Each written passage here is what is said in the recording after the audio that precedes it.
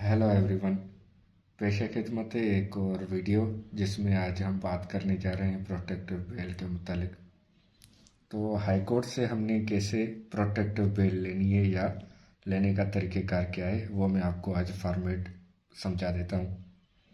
In the High Court of Sindh at Karachi, क्योंकि ये कराची में प्रोटेक्टिव बेल ली जा रही है तो इस पर हम यहाँ कराची लिखेंगे। अगर ये इस्लामाबाद, लाहौर, कोयटा या फिर पेशावर या लाड़काना या किसी भी और शहर मुल्तान में होगी तो वहाँ पर हम लिखेंगे उस शहर का नाम जो कि प्रोविंस से। ये सिंध प्रोविंस में है कराची में, तो इसलिए हमने कराची का जिक्र किया है। उसके बाद फिर प्रोटेक्टिव बेल एप्लीकेशन नंबर, उसका हम जिक्र करेंगे कि हमने प्रोटेक्शन लेनी है, प्रोटेक्टिव बेल ले रहे हैं 2021 की है, मतलब ये पिछले साल की है, लास्ट मंथ की।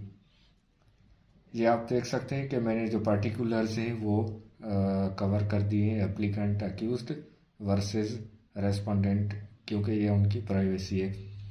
इसकी जगह पर मैंने अपना विजिटिंग कार्ड रख दिया है जो कि आप देख सकते हैं, advocate Mohammad Aurangzeb. Office number आप मेरी विजिट कर सकते हैं, एपी इंडस्ट्रियल एरिया।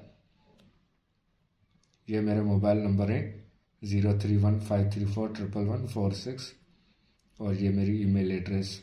ये मेरे प्रैक्टिसिंग एरियाज़ हैं। आगे बढ़ते हैं और एफआईआर नंबर, आपने इसमें एफआईआर नंबर का जिक्र करना है और एफआईआर की कॉपी इसके साथ अटैच करनी है, क्योंकि प्रोटेक्शन कौन सी एफआईआर के बुनियाद पर ली जा रही है, अंडर सेक्शन कौन से कानून के तहत आप प्रोटेक्शन ले रहे हैं, रेड विथ सेक्शन कौन से सेक्शंस लगाए गए हैं, पीएस आपकी कौन से थाने पर एफआईआर दर्ज की गई है। तो ये भी जैसे कि FIR number, under section, red with section और पीएस इनकी प्राइवेसी है, जिस वजह से मैंने अपना विजिटिंग कार्ड रख के इसको कवर कर दिया है। आप देख सकते हैं ये मेरा विजिटिंग कार्ड है और आप जब भी कोई रहनुमाई चाहिए या आपने कोई कंसल्टेशन हो या कोई केस वगैरह हो तो मुझसे आप कांटेक्ट कर सकते हैं मेरे इस मोबाइल नंबर पर।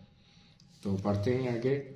सबसे पहले इसमें इंडेक्स लगेगी, ये आप देख सकते हैं ऊपर से फॉर्मेट मैंने आपको नीचे तक इसको लेके जा रहा हूँ आपको समझाने के लिए।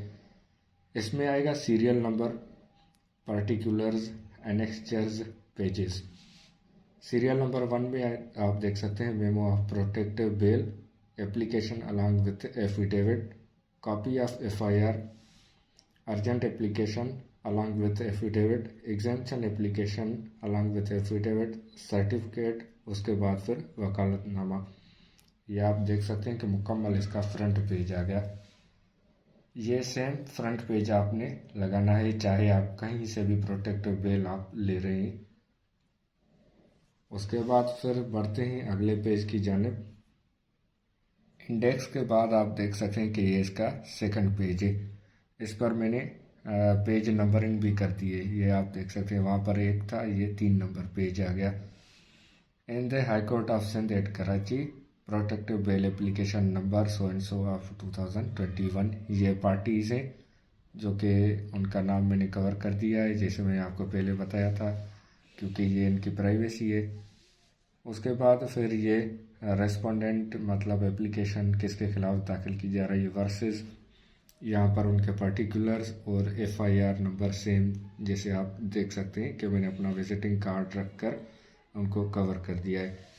उसके बाद फिर आते हैं इसका जो टाइटल आएगा, protective bail application under section 498 CrPC, 498 A CrPC के तहत प्रोटेक्टिव बेल ली जाती है। It is respectfully prayed on behalf of the applicants accused persons above named that this honorable court may graciously be pleased to grant them, यहाँ per them मतलब एक से ज़्यादा शख्स हैं, लोग हैं, जिस वजह से देम लगाया गया है। Grant them protective bail on the consideration of the following facts and grounds.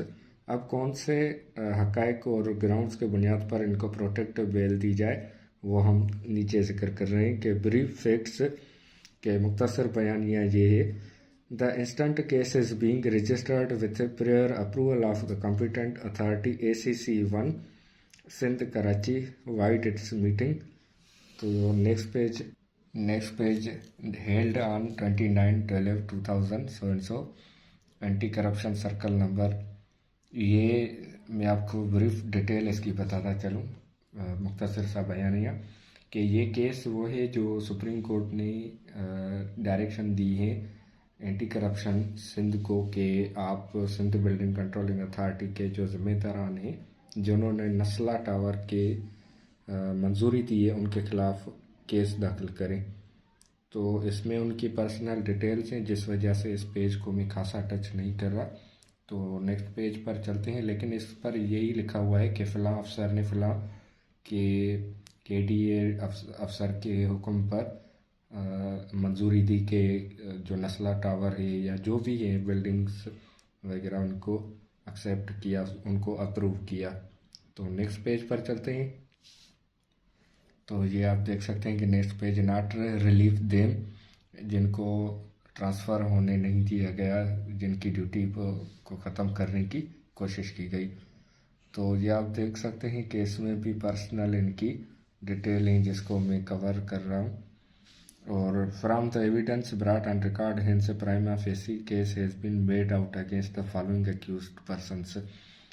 ये 3 लोग हैं जिनके खिलाफ FIR दर्ज की गई है under section 162, 165, 420, 34 PPC rate with section 52 act of 2 1947।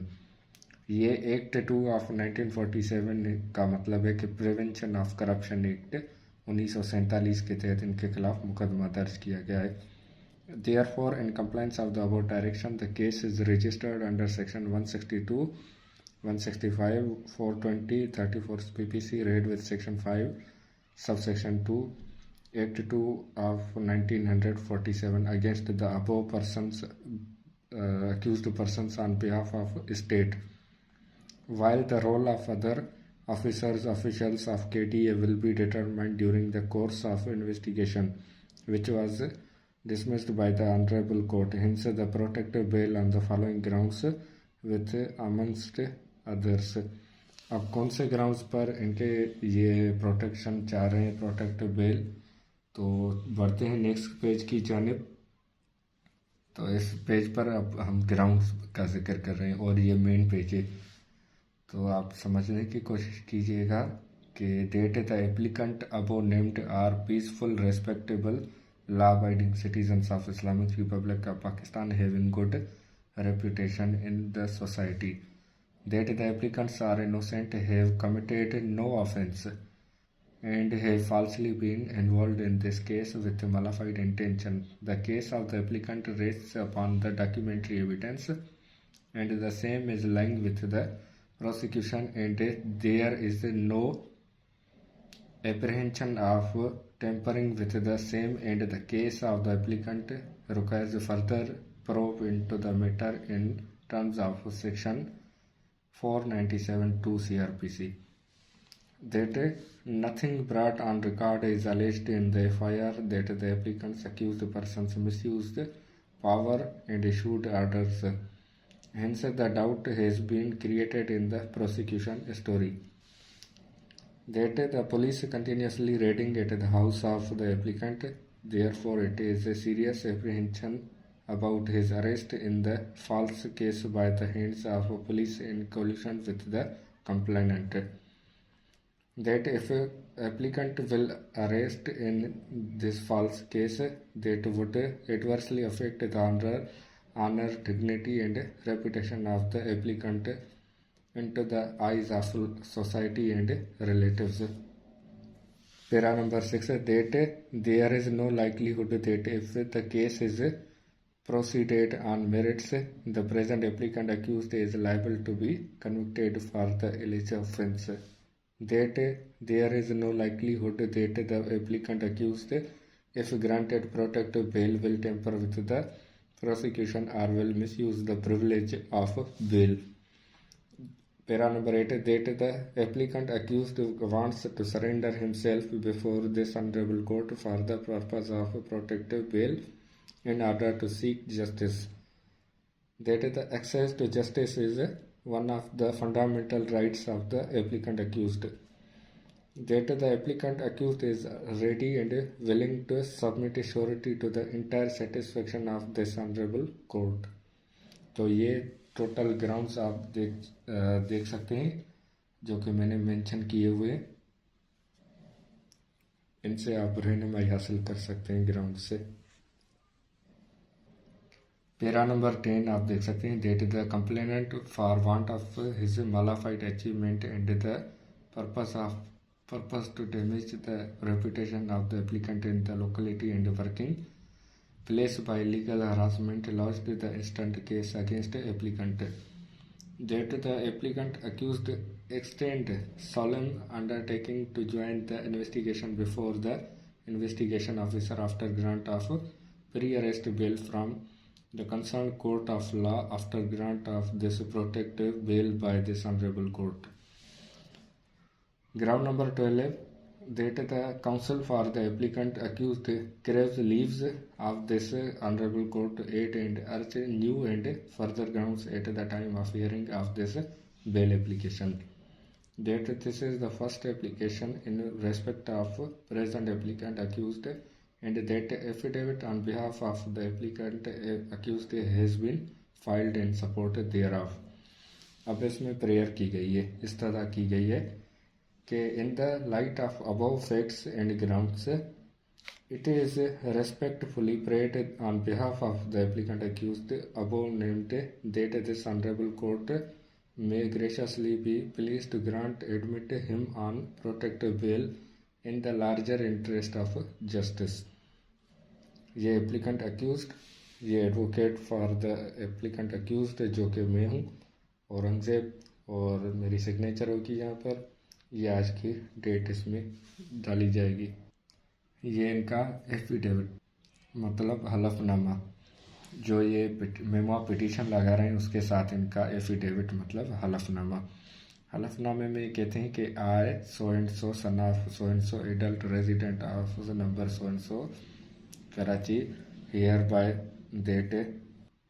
that I am applicant deponent of the above matter, as such I am fully conversant with the facts of the case, that the main application for grant of protective bail has been drafted and filed under my specific instructions, and contents whereof are true, and the same may be treated as part and parcel of this affidavit for the sake of brevity.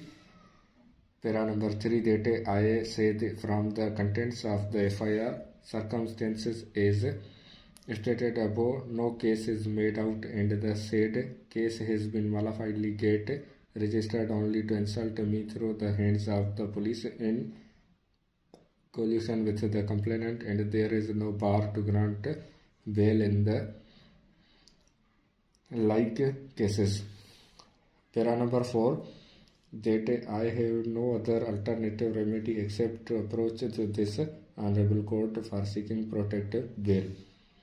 That until and unless the bail before arrest application is granted, I shall suffer irreparable loss and will be seriously prejudiced. Para number 6, that whatever has been stated above is true and correct to the best of my knowledge and belief.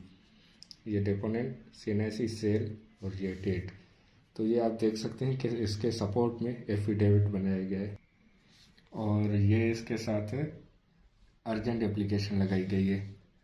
Title same रहेगा, in the High Court of Sindh Karachi protective bail number so and so party versus XYZ, और application under rule 9 chapter 3A volume 5 of the High Court rules. For the reasons disclosed in the accompanying affidavit, it is respectfully prayed on behalf of the above named applicant that this honorable court may graciously be pleased to take the matter on urgent motion, fixing the same on in the court or in chamber of our hearing orders, prayed accordingly। ये आप देख सकते हैं, और ये आप देख सकते हैं कि exemption application same title in the High Court of Sindh at Karachi protective bail, party आप मेंशन करेंगे वर्सेस जो भी आपकी FIR नंबर सो इन सो वगैरह जो भी, उसके बाद फॉर एप्लीकेशन फॉर एग्जेम्पशन, अगर कोई डॉक्यूमेंट आपके पास मौजूद नहीं है तो आप एग्जेम्पशन की एप्लीकेशन लगा सकते हैं कि वो फिर बाद में आप पेश कर देंगे। It is respectfully submitted on behalf of the applicant about that this honourable court में be please to exempt the applicant from filing the certified copies and true translation of annexures. मतलब सर्टिफाइड कॉपी नहीं थी, जिस वजह से हमने ये exemption application लगाई। This prayer is made in the interest of justice, same advocate for the applicants that. अगर आप इन पर्सन करना चाहें तो यहाँ पर आप इन पर्सन लिखेंगे, एडवोकेट फॉर द एप्लीकेंट्स की बजाय इन पर्सन। तो ये जो हमने एग्जाम्पशन की एप्लीकेशन लगाई उसका भी एफिडेविट बनेगा, और एफिडेविट सेम वे से ही बनेगा कि आप देख सकते हैं। चूँकि टाइम सेव करना चाहता हूँ तो इस वजह से मैंने ये सिर्फ आपको दिखा दिया, आप वीडियो पॉज करके ये खुद रीड कर सकते हैं। और फिर लास्ट में इसमें लगेगा सर्टिफिकेट, तस्दीकी सर्टिफिकेट के टाइटल सेम रहेगा, प्रोटेक्टिव बेल एप्लीकेशन वर्सेस आप लगाएंगे इसमें certificate. It is to certify that this is the first protective bail application before this honorable court, and prior to this, no any protective bail or bail before application has been filed before any court of law। मतलब ये इस बात की तस्दीक की जाती है कि ये फर्स्ट प्रोटेक्टिव बेल है। तो ये था मुकम्मल ड्राफ्ट जो मैंने आपको दिखाया। उम्मीद है कि आप इससे मदद ले सकते हैं, और अगर आप वकील के ज़रिए फ़ाइल करना चाहते हैं तो सेम पैटर्न रहेगा, और अगर इन पर्सन करना चाहें तो भी सेम पैटर्न ही रहेगा, लेकिन एडवोकेट फॉर एप्लीकेंट की बजाय आपने इन पर्सन लिखना है, बस इतना सा फ़र्क है। और ये आप एंड में देख सकते हैं कि मेरा विजिटिंग कार्ड में आपको शो कर देता हूँ, जिसमें मेरा मोबाइल नंबर वगैरह डिटेल्स दी हुई है, और प्रैक्टिस एरियाज़ भी मैं आपको अपने दिखा रहा हूँ। ऑफिस मेरी आप देख सकते हैं कि advocate Mohammad Aurangzeb, office number 95-100 Gulshan Amin plaza, first floor, block 21, AP industrial area, Karachi. और ये मेरे मोबाइल नंबर है 0315341146। आप मुझसे रहनुमाई हासिल कर सकते हैं और कांटेक्ट कर सकते हैं। आपका जो भी लीगल मैटर हो उसमें आप मशवरा कर सकते हैं हम बिल्कुल। और उम्मीद है इस वीडियो के ज़रिए आप हेल्प हासिल कर सकेंगे, और अपना जो कानूनी मैटर है, कानूनी मवाद है, वो आपको बनाने में आसानी होगी। तो अपना ख्याल रखिएगा। Thank you. अल्लाह हाफ़िज़।